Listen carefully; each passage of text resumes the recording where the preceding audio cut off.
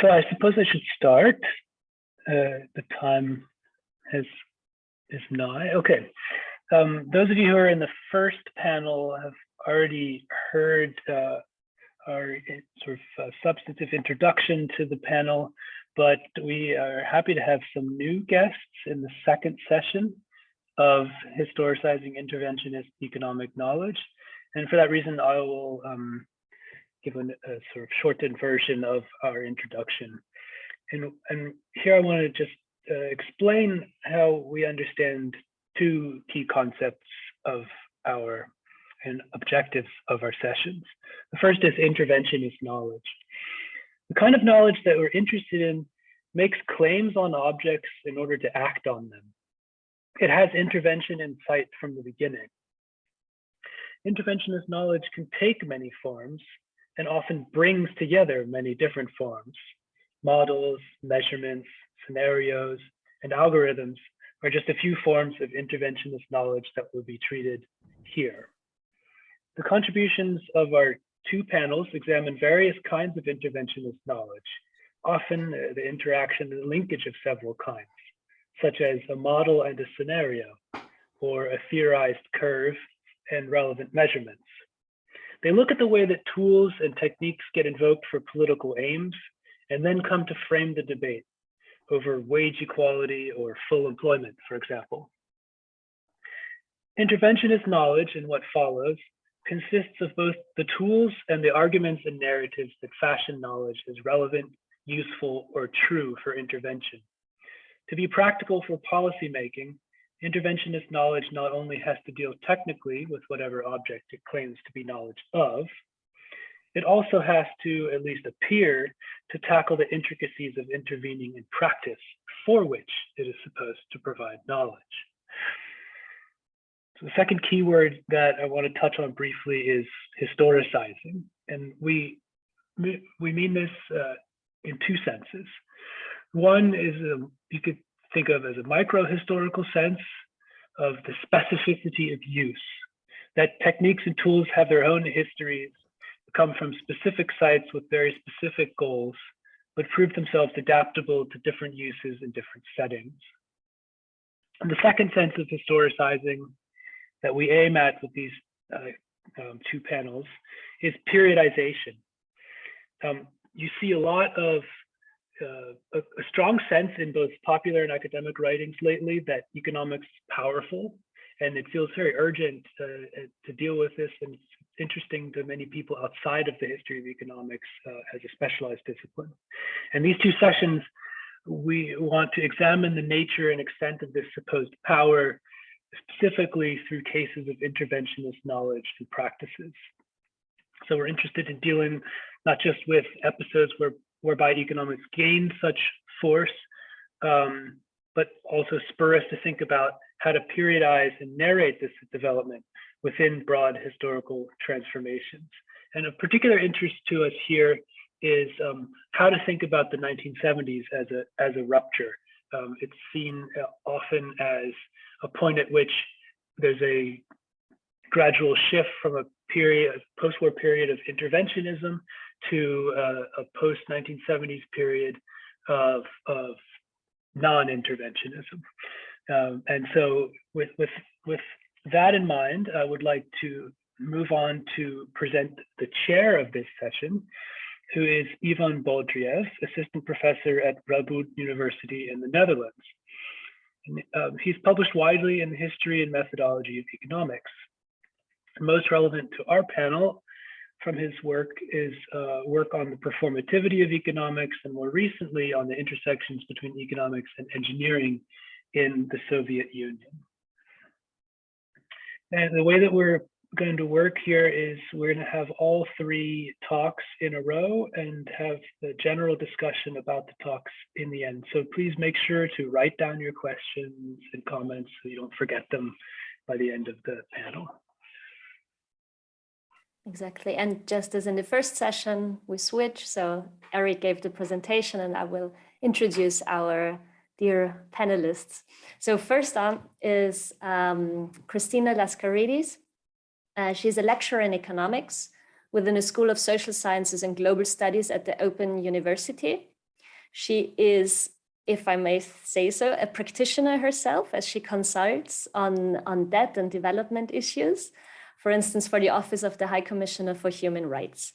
And as Cleo before, she is a convener of the webinar Politics of Economics.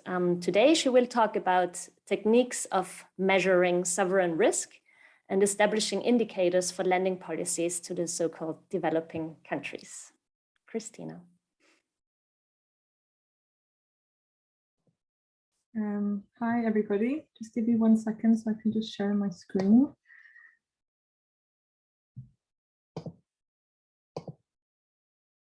Just want to check if everybody can see that okay. Yeah, and just I've got some notes up. Can people see my notes? No, okay, that's great. It's working. So I just want to thank well, Verena and Eric for putting together this really interesting group of papers, and for all the work that you've put into this. And thank you for the opportunity for me to be here. And also big thanks to Ivan Boldyrev for agreeing to chair the session. The work that I'm presenting today is a section of my PhD thesis that I recently defended, which was on a sort of long history of the rise of debt sustainability analysis as a sort of history of theory, policy and measurement efforts in the post-war period. And I look at that through sort of a series of episodes, and the paper today, the presentation today is coming out of the episode on the 70s. So I'll just get going. The sort of brief overview is just to kind of give you a bit of context about how the models that I'm looking at fit into the broader context of the political debates about debt repayment difficulties in the 1970s, and the various efforts that were made to try to identify sort of indicators of default across a range of actors, predominantly non-academic actors, so development finance institutions and private financial institutions. And then I'll just sort of draw some conclusions about the sort of bigger conclusions about the work, the research. So one of the sort of episodes in this period is this very big conference that takes place in the 70s on analytical techniques of international lending. And one of the participants from the Federal Reserve tries to sort of summarize the efforts that were underway. That practitioners were the first to point out that analysis of country risk is not a science. I hesitate to call it an art. Perhaps it may be dignified with the term craft. So I just wanted to start with that quote, because there's a lot of this sort of groping in the dark, starting from sort of educated guesses and trying to become a bit more concrete, that sort of defines some of this work. So just for some context, the whole expansion of international lending in the post-war period was very much driven by official institutions rather than private lending, private capital flows. And that became embedded within the Cold War setting, where the sort of political realities just amplify the difficulties of trying to create a comprehensive forum to address global issues, global problems, with the issue of the growing external debt repayment problems just one amongst very many issues. 70s as a time of turmoil, and I think in your introduction you called it the point of rupture. The debt into the terms of financial assistance was a sort of very important part of the development agenda. UNCTAD, so the UN Conference on Trade and Development, was a place where the group of 77 developing countries saw as the means to sort of address injustice and neglect of centuries. And there's a very big political debate over debt repayment difficulties that grew over time and hardened into the sort of bitter and opposing camps. So part of my chapter in the 70s is about documenting the political debate through UNCTAD, but also other large conferences that sort of about the North-South dialogue, about the issues of debt repayment difficulties. So the trajectory sort of from the early 60s to just before the 1980s debt crisis reveals progressive exacerbation of debt repayment difficulties matched with repeat refusals by the creditors to adopt sort of any change in stance and any real resolutions for improvement. So the terms of finance are hardening. So the lenders from the north are giving out external finance on harder terms, a lot of unfulfilled promises in terms of grants, and the sort of rationale for development assistance, and also what was done when countries entered debt repayment difficulties, was dealt with in very sort of politically skewed ways according to different preferential treatments. And that's creating a lot of aggression and sort of demands for like a fairer treatment. And that's important in terms of the role of the technical expertise that gets developed in that context.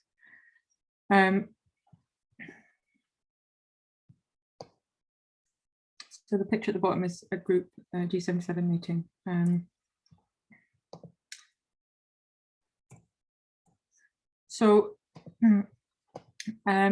This raises sort of a lot of questions amongst a lot of literature that's already been done on this topic, which is, the first is, what was the role of economic analysis within the political debate between the creditors and debtors during UNCTAD? And how did the desired format of dealing with debt repayment difficulties affect the form of economic analysis and the role of models within that political debate? And that's the sort of that's the basis of one part of the chapter, which is really looking at the political debate side. And then the third question is, creditors argued that the problems that were sort of becoming apparent were negligible, and that existing mechanisms were sort of sufficient. And one of the things that I'm looking at is, well, how did the evidence from outside this policy arena complement and validate what was actually being talked about within the policy arena? And that's really the sort of focus of what I'm looking at today. So the kind of from the 60s onwards, there was a series of empirical work being done by development finance institutions, and other lending institutions to try and track and predict the debt repayment problems. I've sort of identified a cluster of models, and I'm kind of looking at what they were trying to do and how. The first that I've identified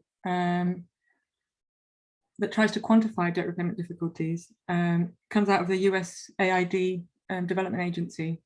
This is a sort of classified report that tries to basically examine how debt repayment difficulties would affect US policy, especially as in the mid-60s, the US policy for external assistance changed to becoming much harder terms.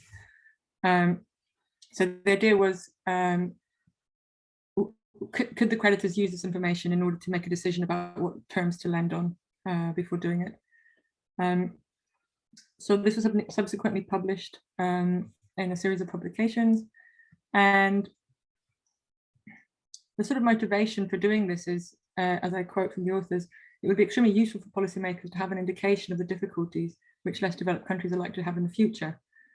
They're sort of hoping to devise an index or an indicator that would be very simple to construct, but a good predictor of default probabilities. And their sort of starting point is from what was called the leading students of the time on this issue, a group of IBRD economists centered around Dragoslav Avramovich, who had sort of identified the key variables that might affect debt repayment difficulties into sort of short-term and long-term factors. So they start by collecting sort of data on those short-term factors that Avramovich had identified.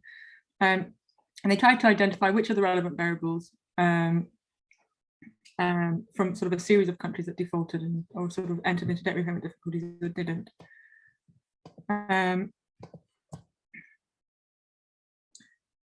So their prediction is that a whole bunch of countries are going to enter debt repayment difficulties as things continue. And part of the reason was that a lot of countries are actually already on as sort of favorable terms as possible. So any further lending would kind of just create more problems. So this work was highly praised by subsequent authors who tried to do the same thing, but also people in the Fed and in other institutions as sort of gone with the days of verbal arguments in terms of the chances of debt repayment difficulties on the horizon. And this was the first offer, they were the first to offer a quantitative measure of relative importance of the determinants of servicing difficulties. The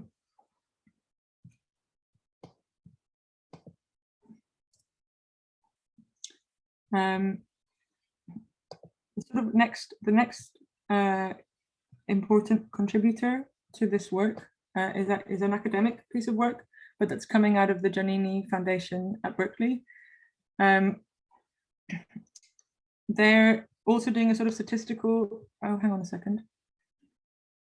Are you able to see my screen? I think it says it's paused. Is that something I've done? We see your screen. Okay, sorry about that.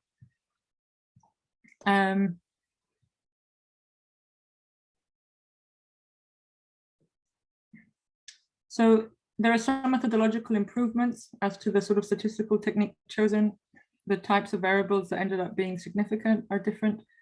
And in particular, that they bring in sort of longer term variables rather than just short run indicators, such as the sort of rate of export growth as a sort of proxy for long term and other such things. And one thing that's sort of interesting is that this is the sort of applied empirical work of what was part of the largely theoretical work that these authors were doing in the context of applying sort of optimal growth theory in international lending setting, which was coming out of the work at Berkeley. So there's a sort of link to some of the very theoretical literature, and this is a sort of an one aspect of their other work in this area.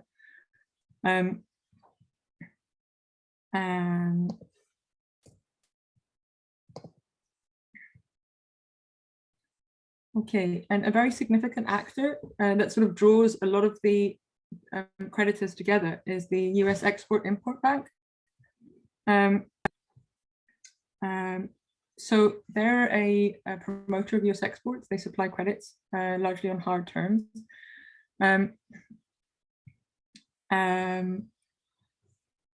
They're, sorry, one second.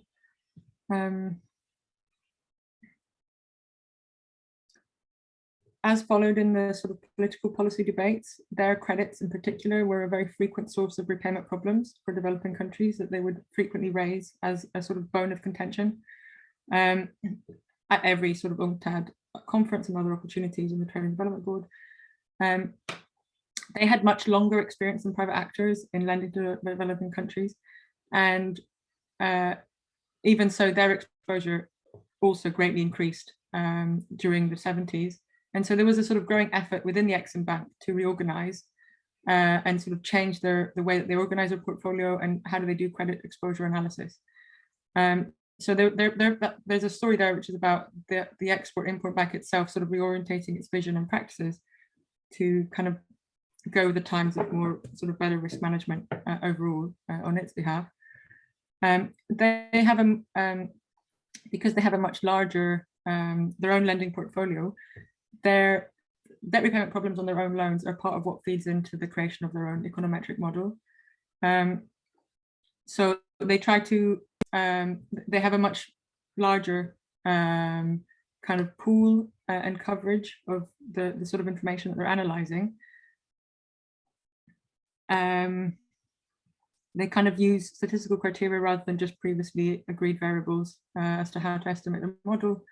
One of the important changes is, although they try a variety of different ways to estimate it, they decide to drop what had been previously the most important indicator, proxy indicator, the debt service ratio, because they find that it's not actually a very good predictor of default probabilities, and instead they include the inflation rate, which hadn't been included previously. And this is important in the sort of bigger narrative where the sort of changing perceptions as to what gives rise to debt repayment difficulties is very much changing from a view of sort of external constraints and external issues to sort of domestic management problems. And there's a sort of growing body of work that's from the creditor side, especially, that's sort of pinpointing to sort of domestic factors that can be altered in order to bring debt repayment issues under control, rather than sort of pointing the blame to sort of global or external factors. And sort of the inclusion of the inflation rate is sort of part of that bigger story. Also importantly, they're quite proud at having made methodological innovations in how they're setting up their work, designing what they call a forward-looking model that includes predictions as part of assessments for debt repayment issues. They call it the first of its kind as an early warning model. I think there was some debate about that at one of the conferences, but as to what use they would put it to, it wasn't actually to change terms of loans. It was more to change and guide the setting of insurance and guarantee fees that they were applying on their loans.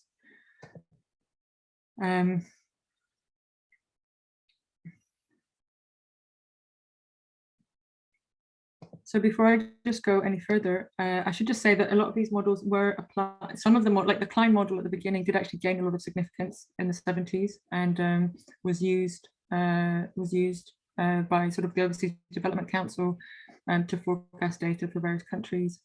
But they were sort of more seen as background for further study with different results, sort of numerous methodological issues that these models stumbled upon for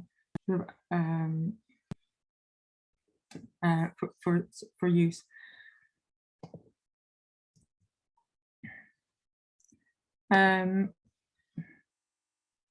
So the other sort of main group of actors that were very active in developing sort of equivalent expertise was the financial sector. And sort of even though like domestic credit ratings had been around for a long time, it wasn't until sort of internationalization of capital markets in the 70s that this sort of effort for global ratings really took off. And the way that I sort of see it, it's like sovereign and credit risk as a sort of area was sort of developed by a range of actors across development finance and private finance, and sort of the US Treasury as well,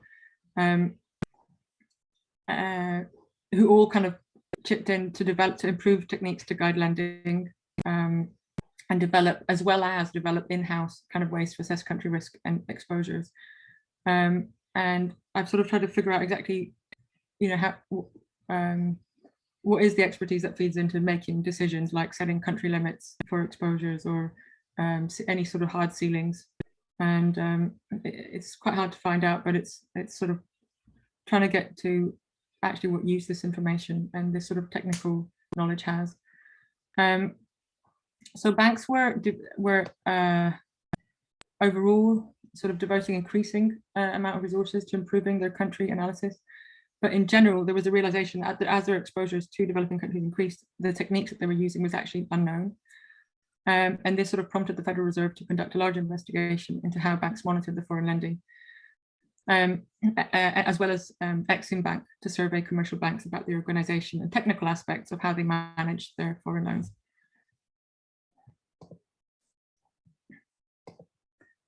So the sort of summary,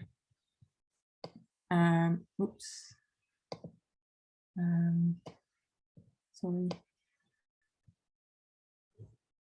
One of the sort of summaries of this was that the banks were actively seeking for new techniques for country appraisal.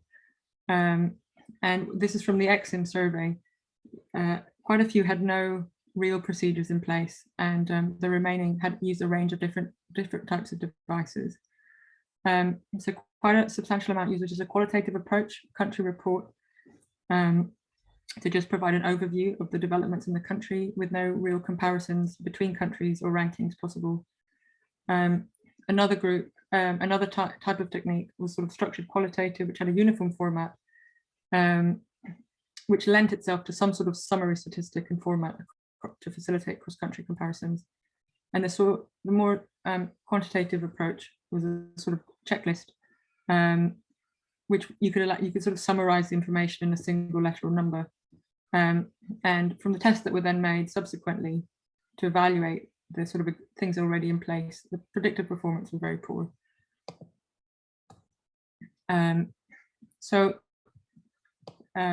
Just in one of the conferences where sort of all these actors are talking to each other about techniques on international lending, that there is a discussion about what's the role of how much faith do we have in these techniques and what might be better. And there's quite a big debate, and sort of one bank is actively seeking more advanced quantitative techniques. Others are trying to move to sort of more formal mathematical large-scale models, and sort of moving away from these previous procedures. And just when asked about what use did they have for these existing procedures, the most common one was actually just to provide briefings to senior management, to sort of put them as part of a broader maybe summary of the loan package. They were used in some respect to help determine country exposure, but not in terms of hard ceilings. So I think the banks had already pre-assigned somehow the hard ceilings on a country basis, and I'm not sure how exactly that was done, but these procedures don't seem to be feeding into a hard limit there, and they were not in any way used to sort of associate the terms of the loans to any kind of understanding of a repayment capacity of the country itself.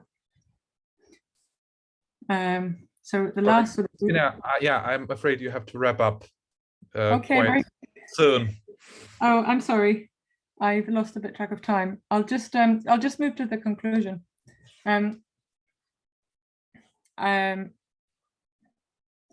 financial service providers, in particular, these two were the first to develop sort of commercial rankings. Okay, so 1 minute for some conclusions. Basically, this area was very active amongst senior policymakers, commercial banking, intelligence services, development institutions, who were actively concerned about the rising vulnerabilities. The role of models,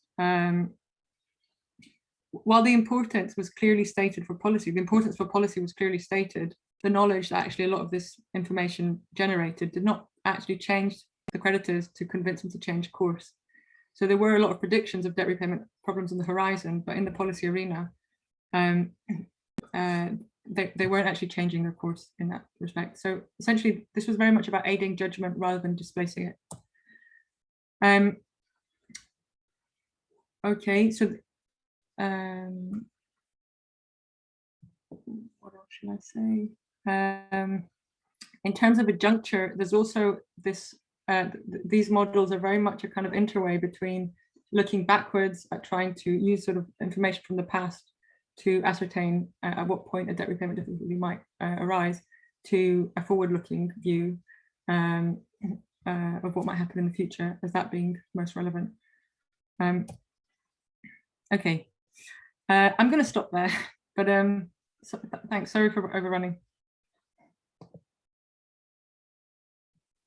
No problem. Thanks so much, Christina. I think none of the talks we had so far was within the 20 minutes. Our next panelist is Aurélien Goudsmet. He's a postdoc researcher at the Université Catholique de Louvain. We invited him for his notable work on economic expertise and policies since the 1970s, in particular in central banks. Today, however, he will speak on the role of a curve in policymaking, namely the Phillips curve in the making of the Humphrey-Hawkins Act. And just as a reminder, we will have a joint discussion at the end of our session. So please jot down your comments so that you don't forget them. Thank you.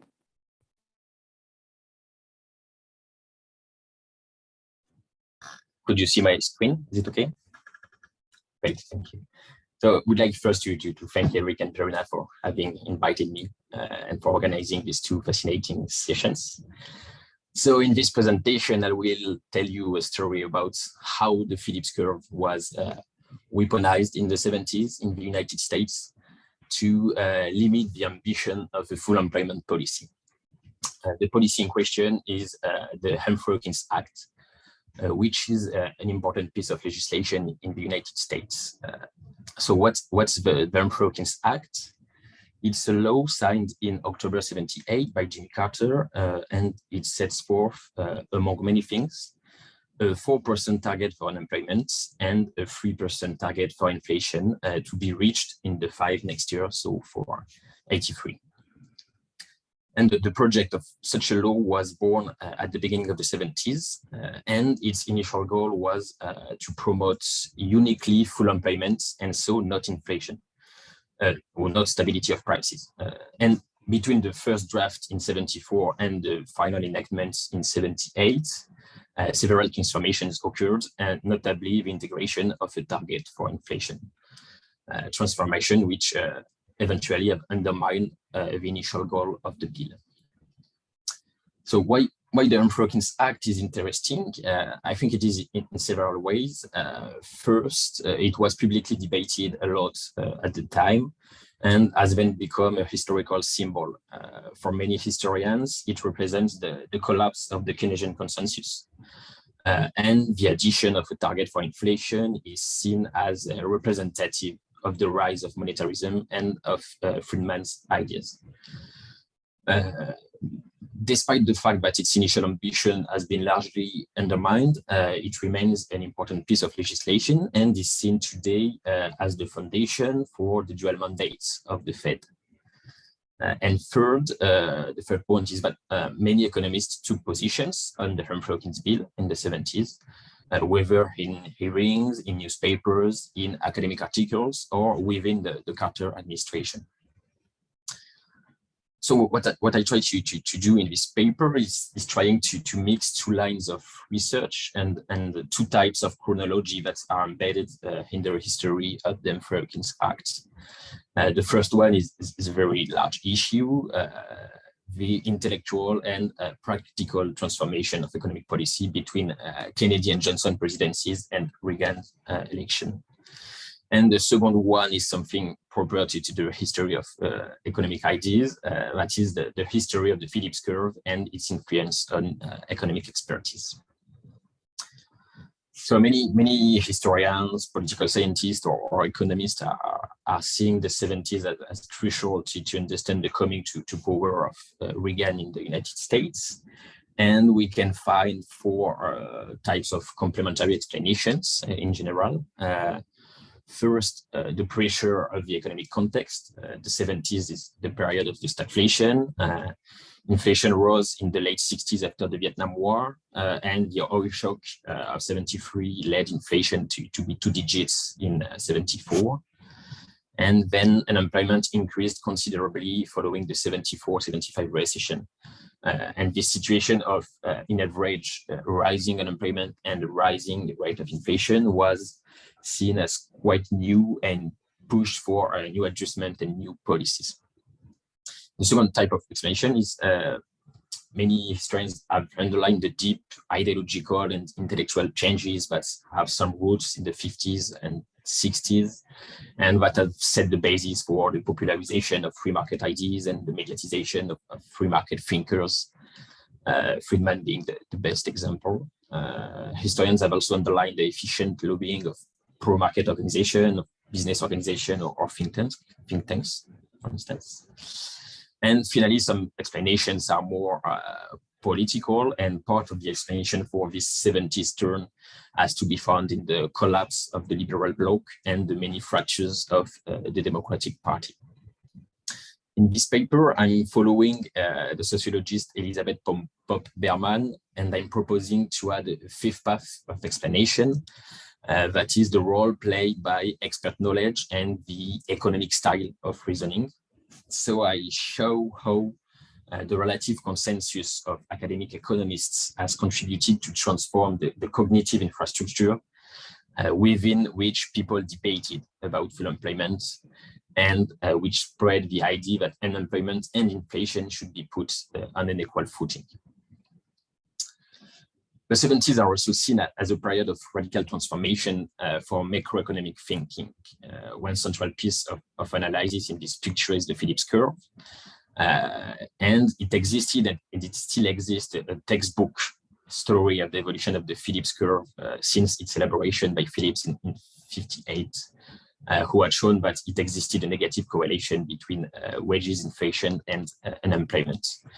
And so in this standard narrative, the correlation would have pushed the economists to believe that it existed a long-run trade-off between the two variables, and would have encouraged policymakers to buy a lower unemployment rate at the cost of some supplementary points of inflation.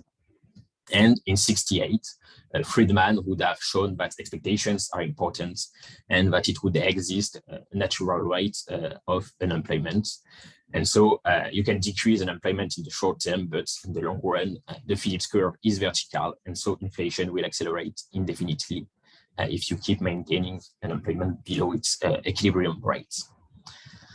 And in his book on the Phillips curve, James Fonder has debunked a large part of this story. Notably, he demonstrates that the Phillips curve was not used to support inflationary policies in the 60s. And the Phillips curve has rather become a central concept in the 70s, and to try to understand the disappearance of the curve itself. And so in my paper, I'm going in this direction by showing that the Phillips curve became a popular tool in Carter's administration and in public debates, but rather to limit full employment policies and to warn politicians and the public about the inflationary risk of these types of policies. And in this weaponizing of the Phillips curve, the natural rate played no role at all. Economists didn't need Friedman's equilibrium rate to criticize the inflationary risk of the bill. What I have done in this paper is just to focus on economists' public and private interventions on the debates about the bill and in the writing of the bill. I have tracked their interventions in public reports, congressional hearings, newspapers, academic articles, and I also accessed the Council of Economic Advisors archives in Jimmy Carter Library in Atlanta.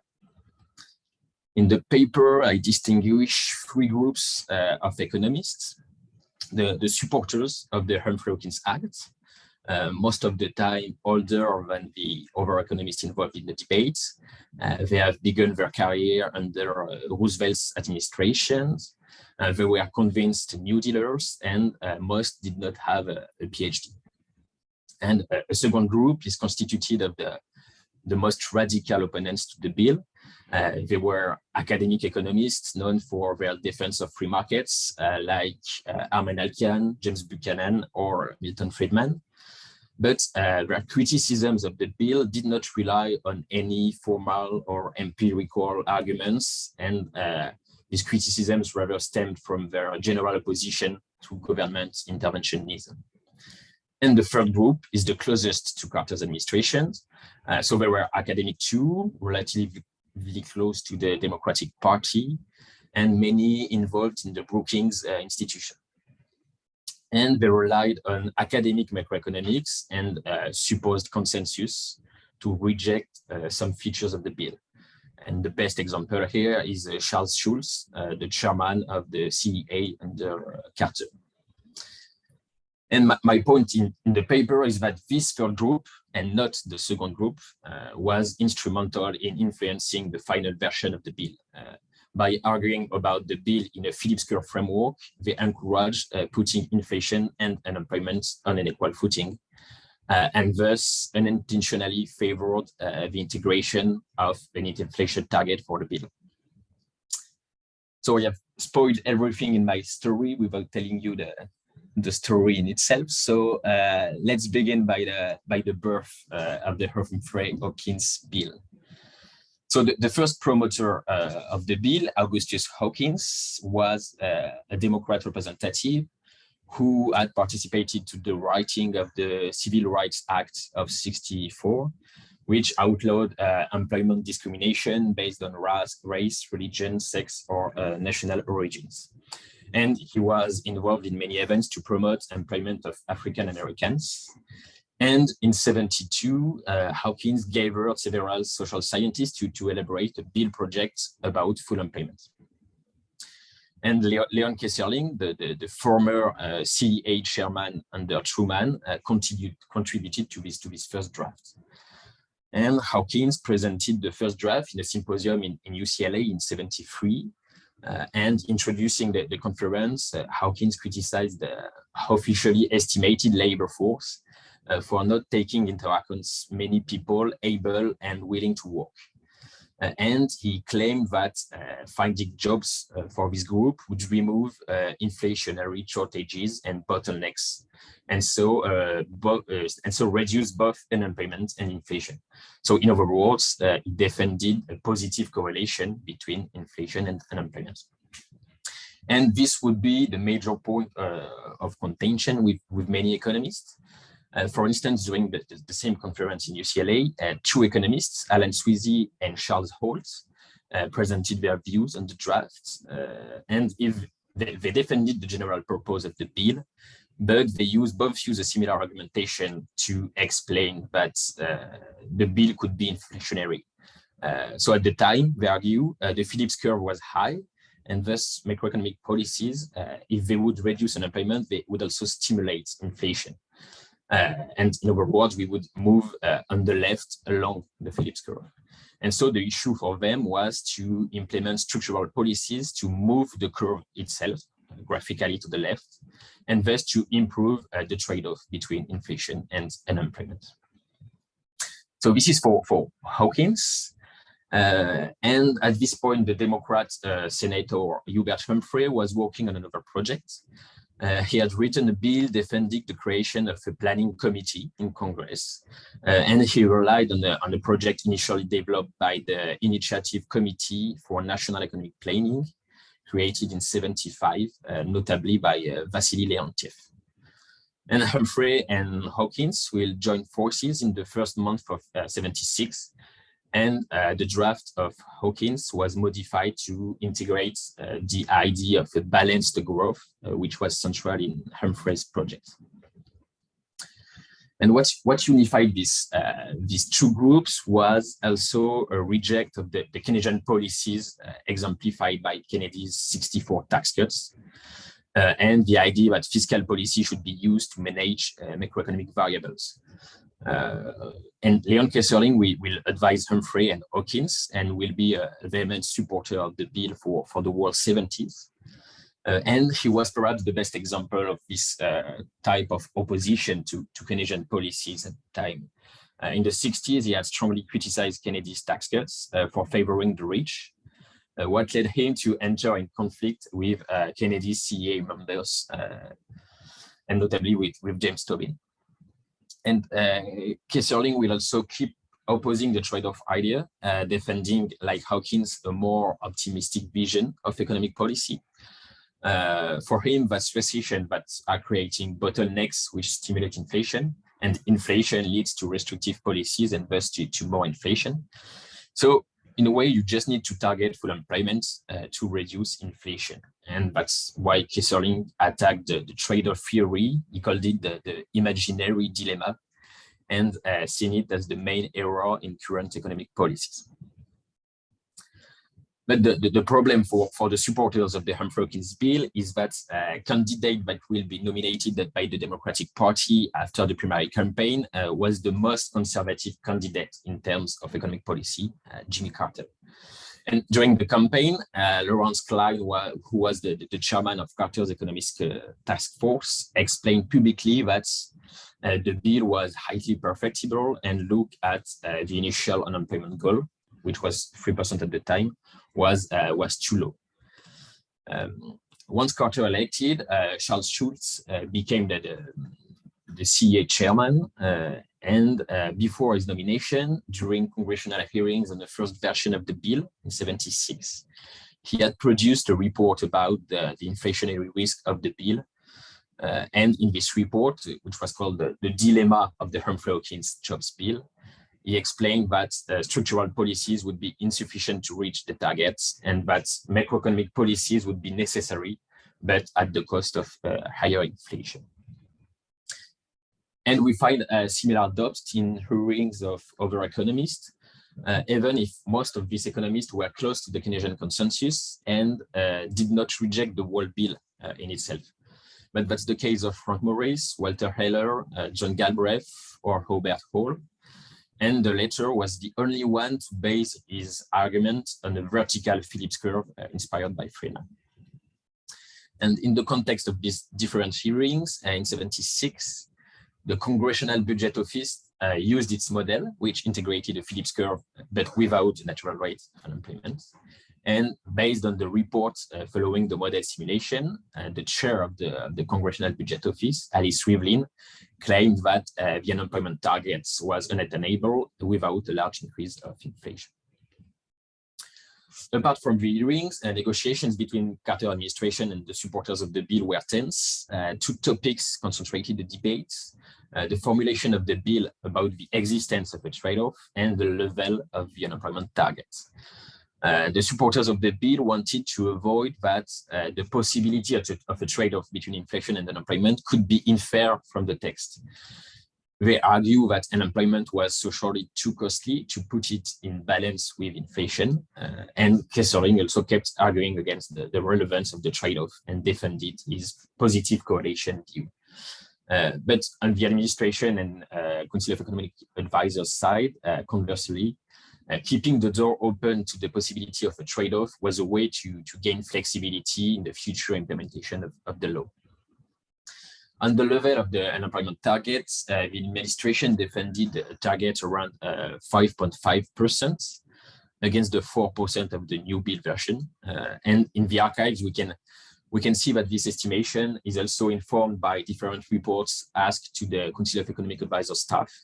We can find literature surveys on the different estimations of a non-inflationary rate of unemployment found in academic journals, in many papers published in the Brookings papers on economic activity, and 5.5% was the average of these different estimations.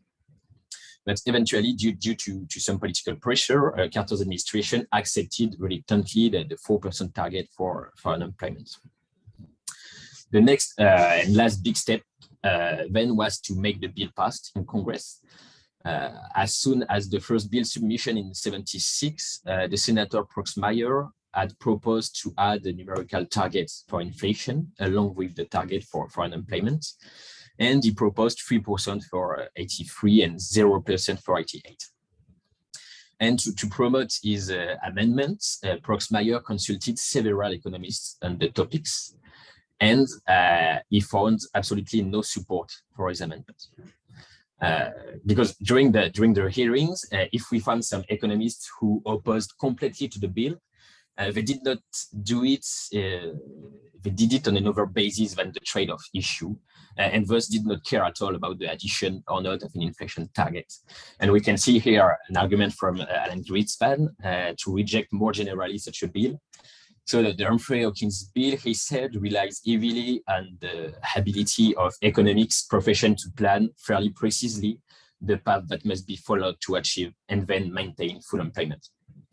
It presumes a detailed forecasting capability, which is far beyond any realistic assessment of the present or immediately foreseeable capability of the economics profession. So we found similar opposition in William Allen's testimony, arguing quite generally against discretionary policies. Same for James Buchanan, who made the promotion of his then coming book with Wagner, Democracy in Deficits. But despite this lack of support by economists, the Republicans in Congress concentrated a lot their efforts on these amendments. And consequently, several economists, among them Klein, Heller, and Kesserling, will write a letter to publicly oppose these amendments. They argued that in many occasions, inflation was independent of unemployment, and thus that with this amendment, a rate of inflation above the targets will encourage disinflation policies, whereas the cause of this inflation won't come necessarily from an excess of aggregate demand. But however, Proxmire's argumentation to defend the amendments relied heavily on the trade-off issue, because if a trade-off issue exists, and if the bill integrates a target for unemployment, it is obvious that one should integrate an inflation target to compensate the first target. So what happens at the end to make the bill pass before the coming election? The Democratic majority had to accept this amendment, and an inflation target was integrated to the bill, which was eventually voted in October 78. And then Carter's administration was quick to interpret the law as putting unemployment and inflation on an equal footing. And celebrating the official signature of the act in October 28, Carter explained, "I must warn you that our fight against inflation must succeed if we are to attain our unemployment goals." And so it is clear here that the trade-off vision had triumphed.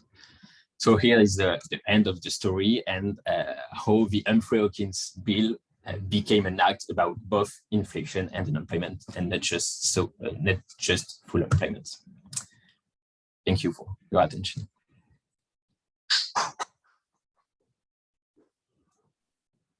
Thank you, Aurélien. We move to the next speaker, Jérémy Grosman. He is a philosopher of technology at the University of Namur in Belgium. His research deals with the question of how practices of governing come about in relation with new capacities for data gathering, new machine learning techniques. His focus on the scientific and political effects of algorithms is also present in his contribution today, which deals with the introduction of matching markets in the Belgian school system.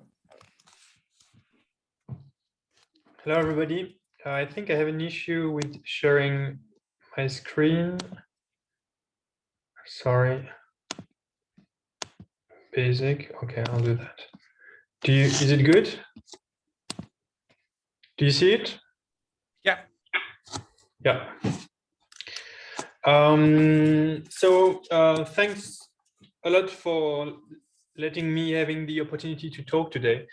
I was very pleased to attend the previous talks, and I learned very much of it and how I should have maybe written my talk. Definitely, I'm exploding actually the period you intended to focus on, since I'm looking at a period that ranges from 92 to 2012. But I think I don't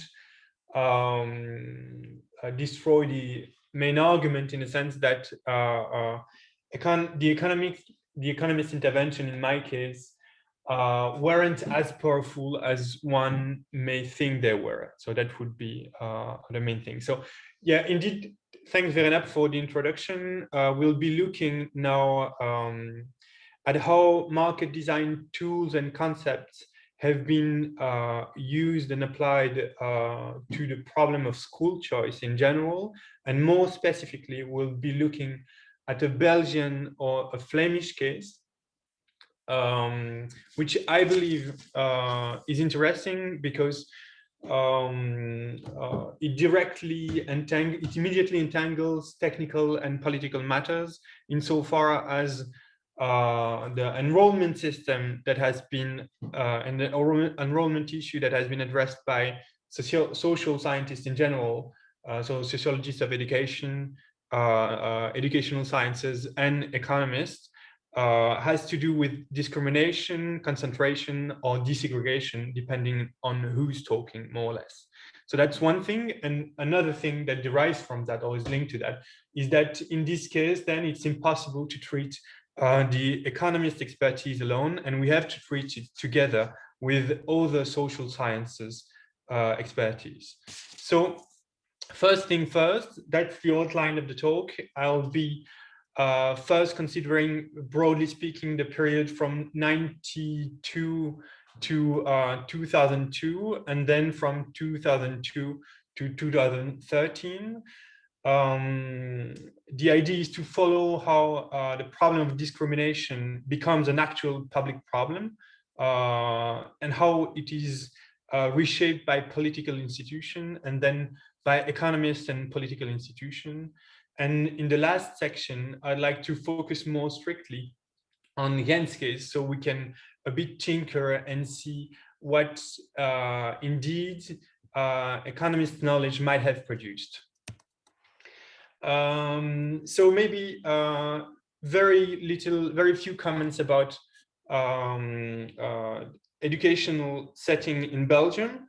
Education is free according to or following the 24th article of the Constitution, is free in two senses. In the first sense, it's free for parents in the sense that they have the right to send their children to go to a school they want to. So you can't really constrain very much the school choice parents make. So they're free for parents. Second, they're free for schools in the sense that people have the right constitutionally to open a school and to organize the school in relative autonomy with regard to the state. So now that's for the legal constitutional framework. Now, if we look at what kinds of schools we have here, so virtually all the schools are free. Of course, you have few private schools with tuitions, but that's really minimal. And then if we look at these free schools, about half of these schools are charter schools, which means that these are schools which are publicly funded but privately run. And if we look at these 50% of charter schools, virtually all these charter schools are, for historical reasons, Catholic schools. Okay, so that's more or less what the educational landscape looks like in Belgium, broadly speaking. I'll focus here on primary school in the Flemish region of Belgium for different reasons.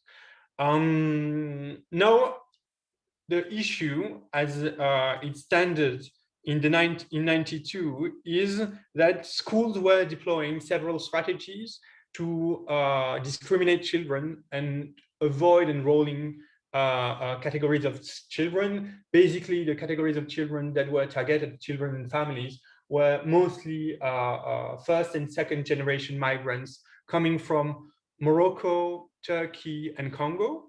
And the kinds of strategy, I'll only mention three here, is basically playing on enrollment dates. So only well-informed parents get to enroll their children. The second kind of strategy would have been simply discouraging parents to enroll their kids in the school, sermoning them. And the third strategy, which probably was the most common, was simply to refuse them, pretending school had reached full capacity. So these were the strategies used by schools in general, and especially charter schools, to not enroll children. Interestingly enough, I did some extensive research on that period to see if this problem was discussed by social scientists at the time, or if it was challenged in courts, or if it was discussed in the parliament.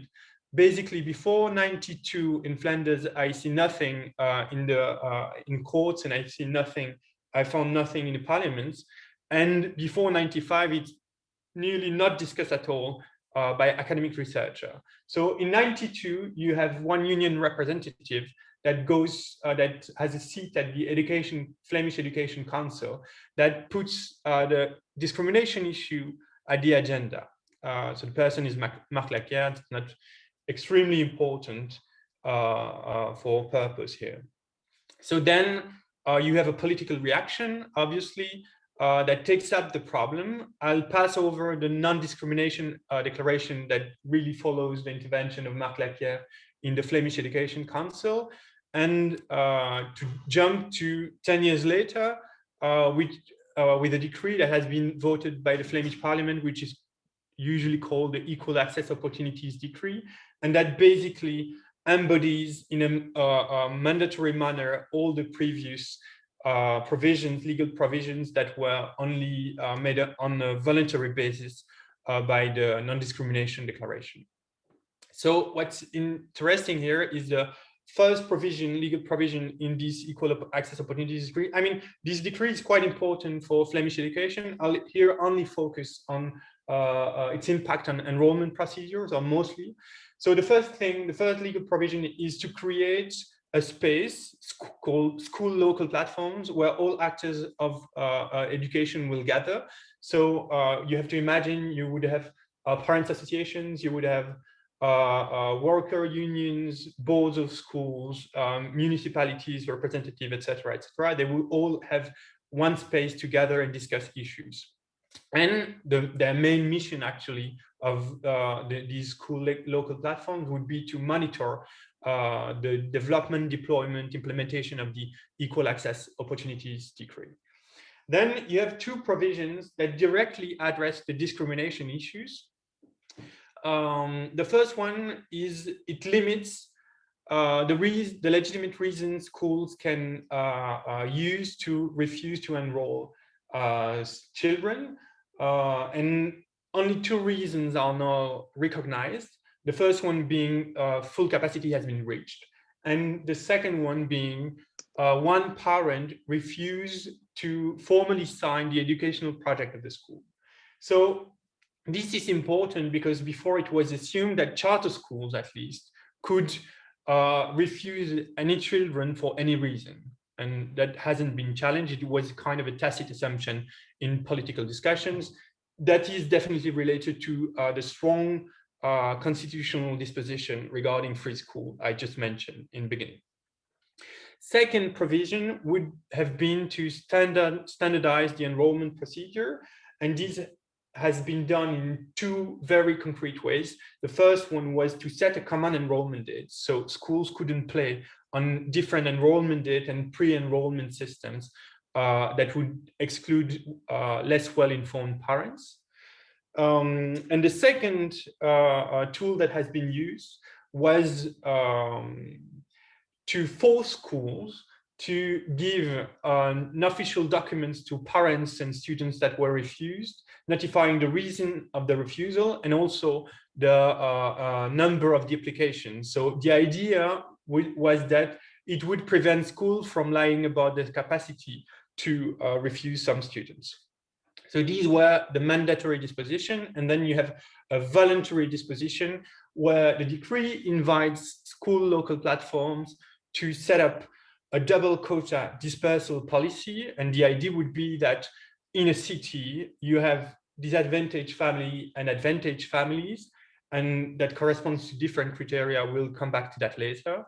And you might want, or you definitely want, as a policymaker, that the school composition reflects somehow the neighborhood composition, with the hope that it at the same time reflects the neighborhood composition and at the same time improves diversity. So this has not been made mandatory, this has been made voluntary, and it basically has had very little effect and very little effective implementations between 2002 and 2012. So maybe the interesting point here is that during this first phase, we didn't discuss at all, or no economist was really involved. The main actors were civil association, that would be the first. And then obviously policymakers, politician, administration. And if we look at the academic field, then you'll mostly find educational science people, sociologists of education, and then some geographer and some research in psychosociology.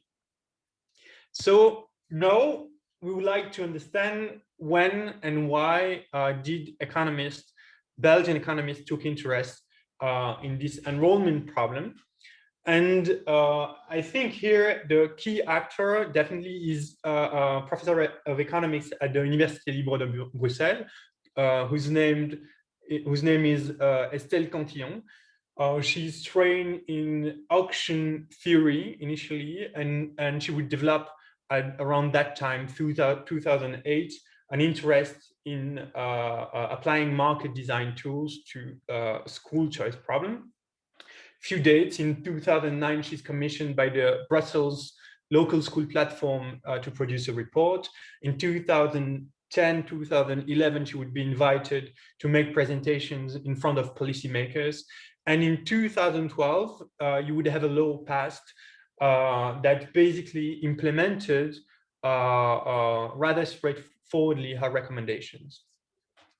So her work mostly builds on the work of other economists, namely here Abdul Kadiroglu and Somnes, who themselves build on previous work by Gail Shapley, Herbert Scarf, Marilda Sotomayor, Alvin Roth, etc., that have worked on school choice problem, college admission, etc.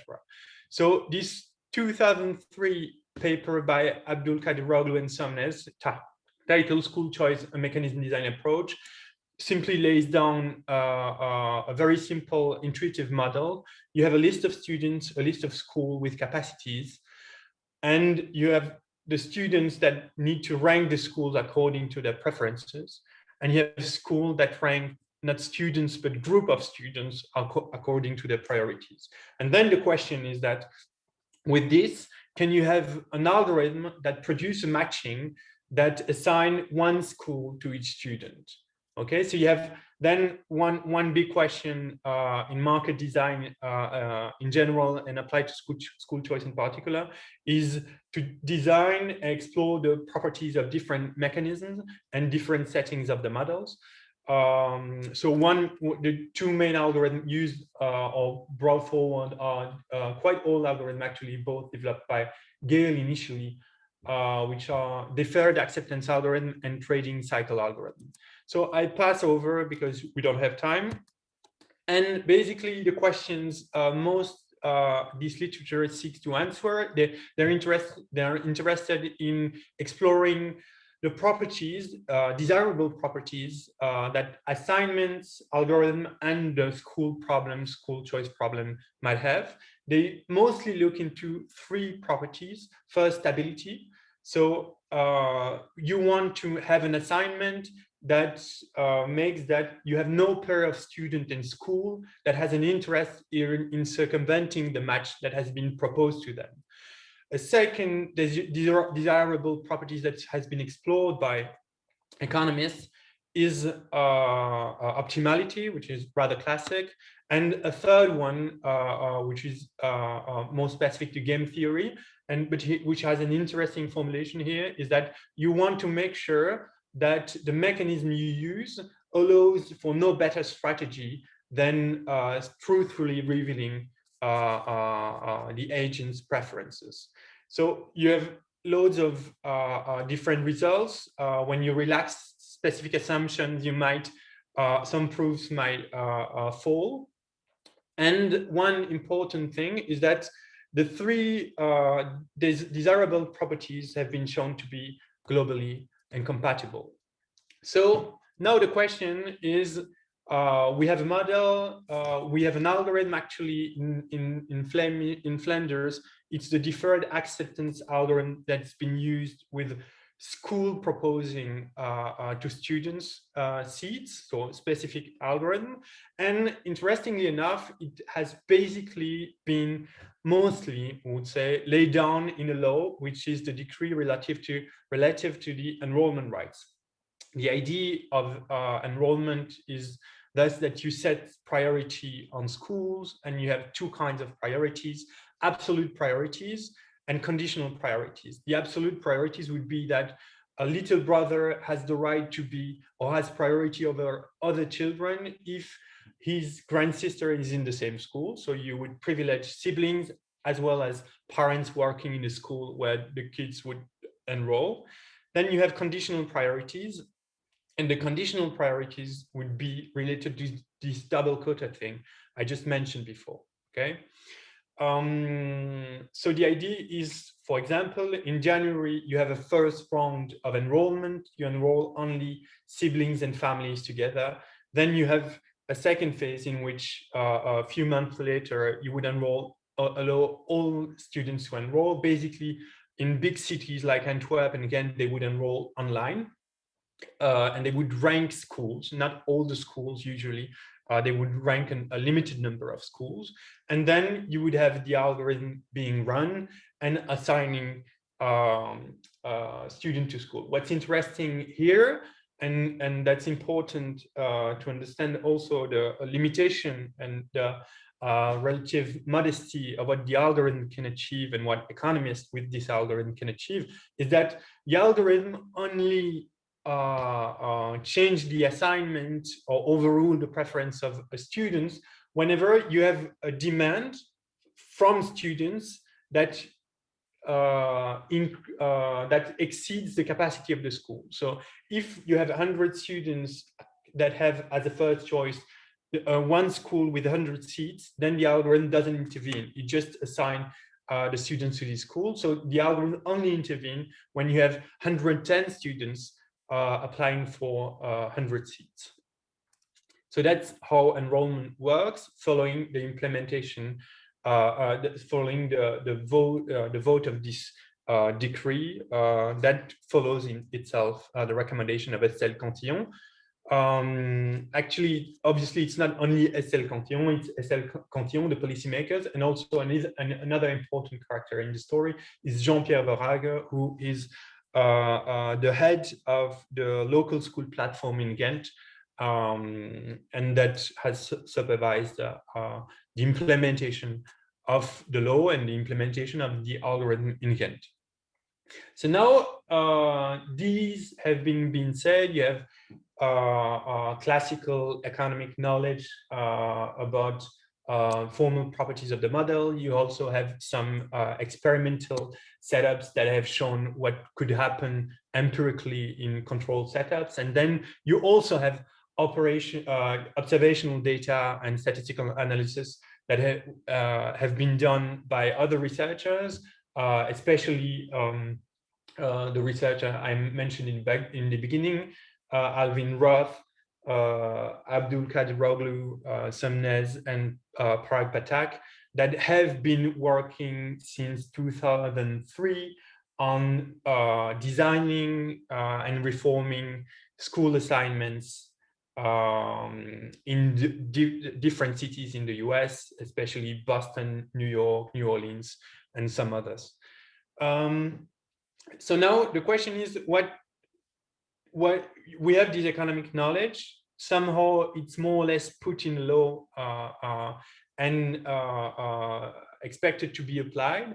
And then you still have, and that's an important thing, loads of choice that don't really depend directly on economic expertise, and that here relies more on expertise that comes again from more other social sciences or policymakers or administration worker. And in this case, it's in large part Jean-Pierre Verhaeghe collaborating with Estelle Cantillon that did all these many design choices that proved important for getting the algorithm to work.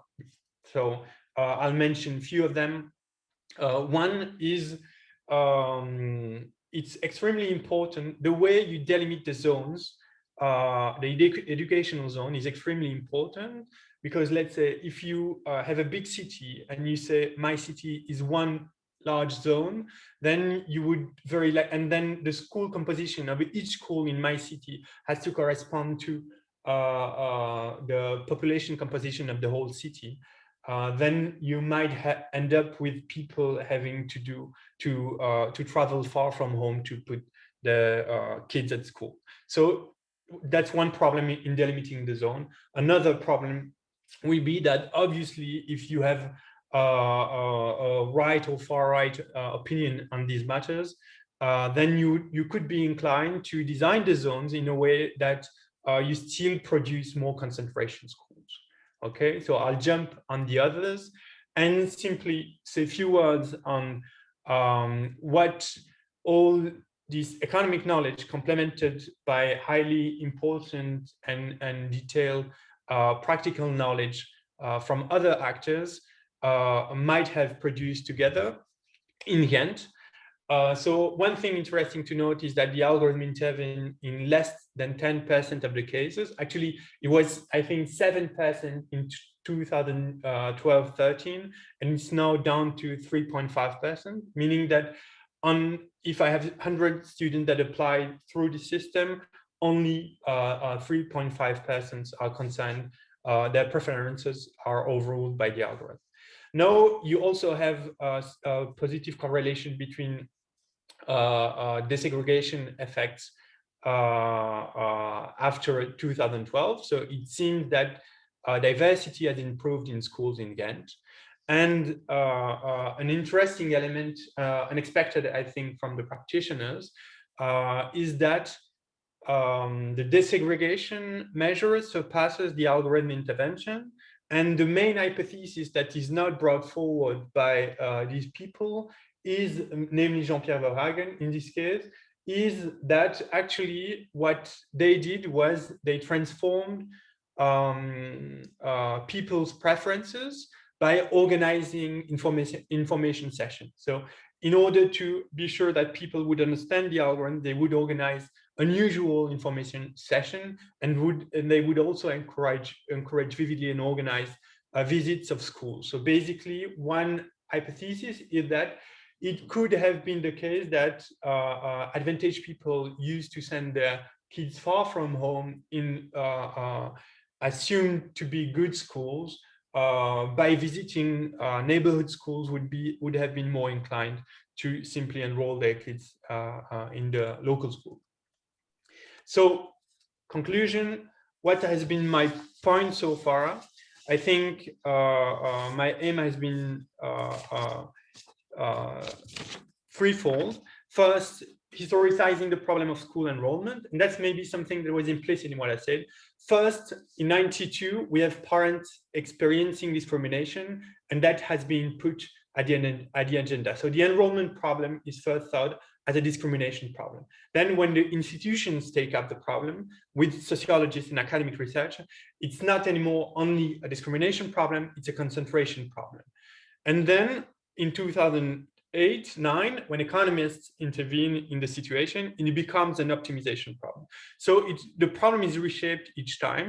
And maybe the less important translation between concentration and optimization is due to the economists. So I would say here in this case, the main effect of economic knowledge has been to legitimate the double quota. And it actually didn't make the double quota considered in the first place. Second thing would be situating market design practice within a broader range of expertise practice. And the third aim of the talk would have been to highlight different places where technical and political matters entangle, namely economists translating political objectives, economists setting the constraints, excluding, for example, actions on preferences or school capacities from their model, and also economists trade-offs between the properties of stability, optimality, and strategy proofness of their algorithms. So that's it for me. Sorry for the time. Thanks a lot. Thanks a lot to all the participants. And now I just want to mention that Christina unfortunately cannot join our discussions tonight. So we only have Jérémy and Aurélien in the final debate. So please ask your questions by raising hands.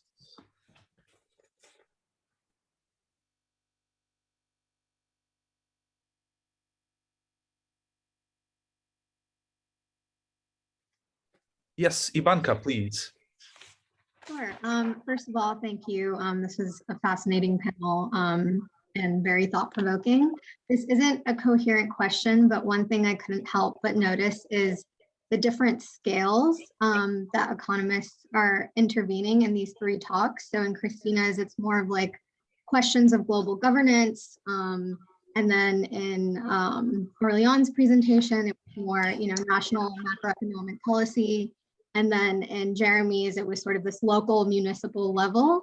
So I don't know if this is a question for one person specifically, but I wonder if you think that that is relevant, especially for you, Jérémy. Like, you wonder if this collaborative, reciprocal environment where economists are not as powerful as we would think they are is because this is sort of like a local issue as compared to something more global. So yeah, that's just a reflection that I had after listening.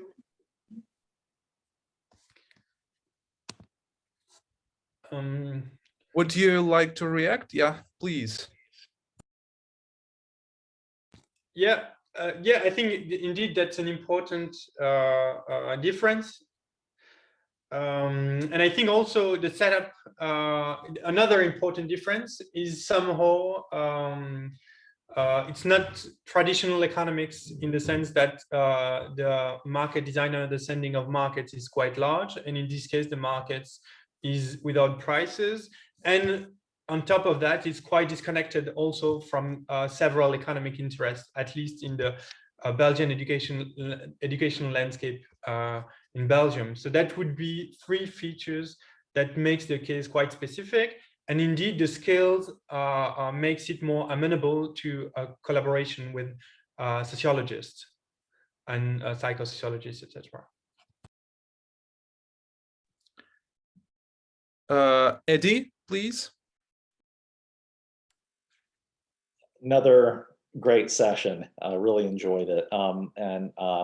My question is going to be for Jérémy. Fascinating case and different from some of the other ones, because some of the other cases of market design that I'm familiar with, because okay, so one way that market designers usually justify what they're doing is it's about depoliticization, right? You know, there's these hot topics and we're going to come in and we're going to take the politics out of it, okay? And yet they have to sort of, you know, walk the tightrope, because at the same time they want to be able to claim that they can incorporate policies into the design of their markets. Okay, so this one seems a little interesting because it almost sounds like that the first part, at least from this presentation, doesn't happen, or at least I missed that from this presentation. So, you know, one question would be whether that appeal to depoliticization kind of works in the same way here. The second question is about the optimization thing. So economists in this story got involved and they said, all right, you got all these messy things, we're going to optimize. Maybe it was just me, but I sort of missed what was being optimized in this case.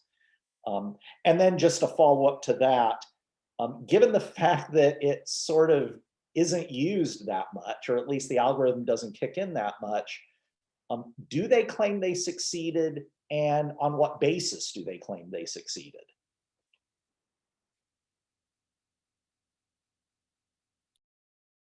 Yeah, Jérémy, would you like to react? Yeah, thanks for the questions. So depoliticization, I think, is an important topic. What I only have a hint. I mean, no, obviously, one interesting hint, I would say, is that when you read the papers from Estelle Cantillon between 2009 and 2017, you see that the way she talks about politics changes. And as she is in interaction with policymakers, the way she talks about it is more entangled, and I think more subtle also. I would tend to say, but I've less read Parag Pathak, but I tend to think that it's the same also when you read his early papers and his later papers. And definitely both have a stance where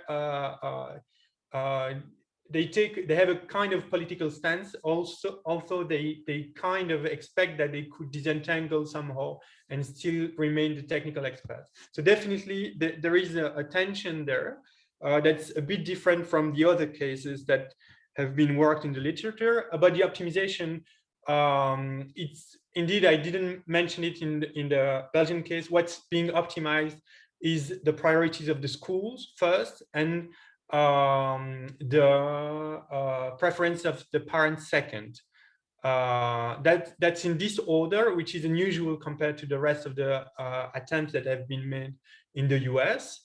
And I think strategy proofness is not a concern here for different reasons, but that I'm not sure, so I should do further research. This is kind of very preliminary. I'm expecting to be able to interview these people. And about the success shortly, they do claim they succeed, but modestly, I would say. And also, I think Estelle Cantillon is subtle enough. She provides a very nice list of metrics to measure successes. And the list is quite long, maybe 12 items, and it goes with participation.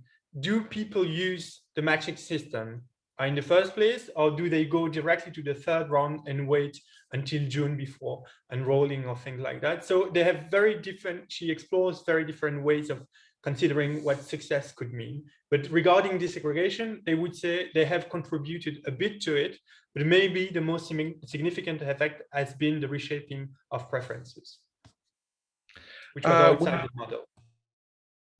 Thank you. We have two questions from Andres and Zoe. Probably Andres and Zoe ask the questions in turn, and then we will see how much time is left. Please, Andres. Yes, thank you, Ivan. And thank you all the presenters. I really enjoyed your intervention. So this question, I mean, really, it's quite broad, and it's perhaps more relevant to Christina's and Aurelian's interventions. And it refers to Eric and Verena's interest on kind of rethinking periodization and kind of rethinking kind of this rupture moment of the 1970s. And I think something that could be said about both your presentations is that the phenomenological reality is changing very rapidly, both in the case, for example, of international banking, in the case and how foreign credit and sovereign debt in the case of Christina, and in the case of Aurelian, how to deal with inflation and the relation between inflation and unemployment. So I'm wondering how to integrate this perhaps more economic history element into your narratives, and what does it say to this idea of developing interventionist knowledge in a moment in which this phenomenological reality or the consensus around the phenomenological reality is changing in such a way? Is this something particular of this period, or how can we think periodization through this lens from your papers? That's kind of a question that emerged from your presentations. So Aurelian, I think it's mainly for you in this case.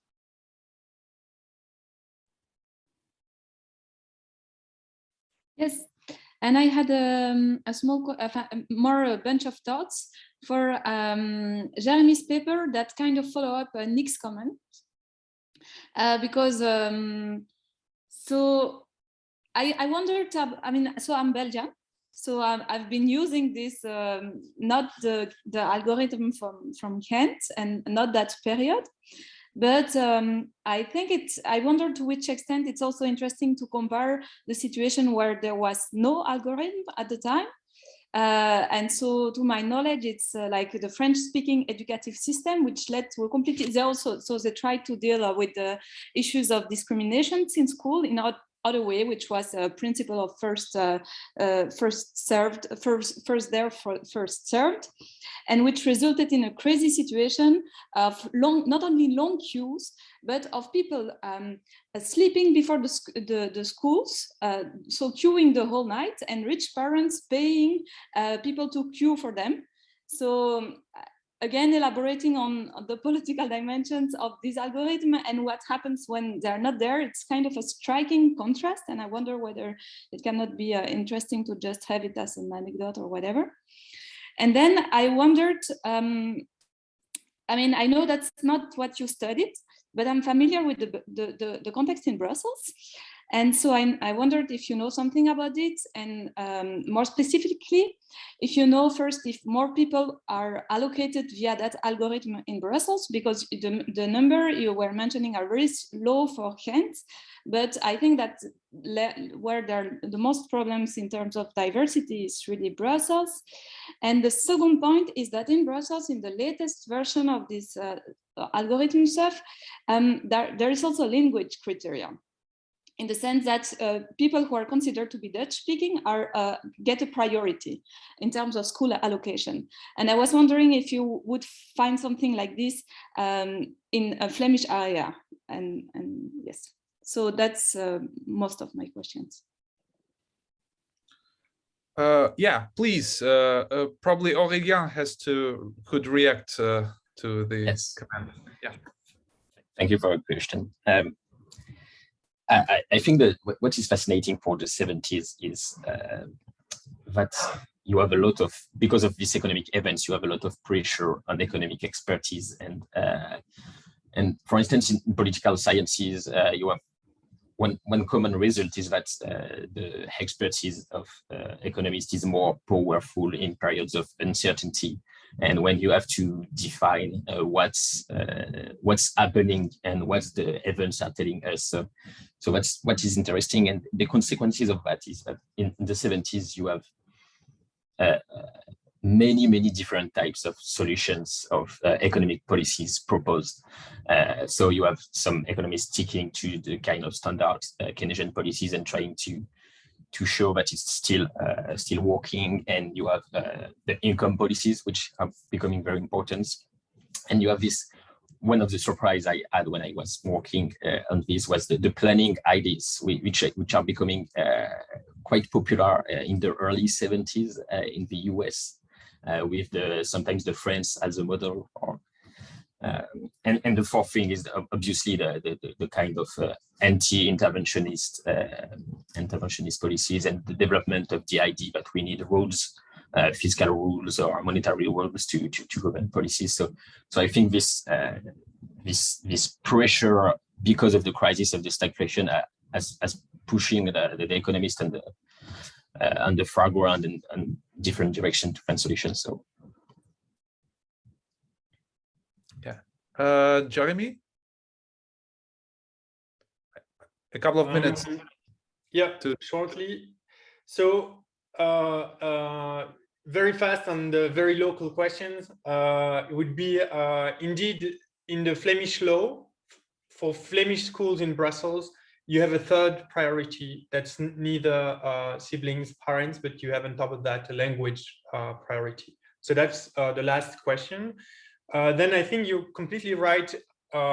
Ideally, over the next month, I should be able to see what happened in other cities, other Belgian cities from the same region and other regions that have different things. So one thing would be, two comments on that would be, I would expect, and I think I would be right to expect that in Antwerp, you have the same algorithm running, same kind of system, but a different administration handling the school zoning, etc.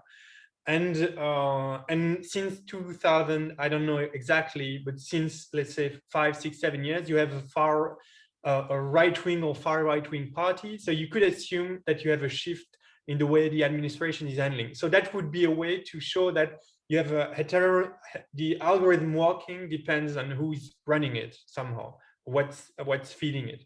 The other point would be that in the French community, you don't have a double quota system. You have a simple quota system, from what I understand. And this means you reserve seats for disadvantaged students, but you don't prevent schools from having a school with 100% of disadvantaged students. So that's a mechanism that misses the interesting reallocation that happens in the Flemish case. But that's a question then as to why did it pass in one region and why the argument didn't make it in the other. That would be an interesting question too. I think we should thank wholeheartedly the organizers and the speakers for the fascinating talks. And in the chat, you will find the link to the follow-up, an informal discussion to join right after this session. I think the session is then over and hope to see some of you soon. Thank you so much. Thank you, Ivan, for chairing. Bye-bye. You should click the link now because you cannot copy it, I think, if you want to join us. Bye-bye.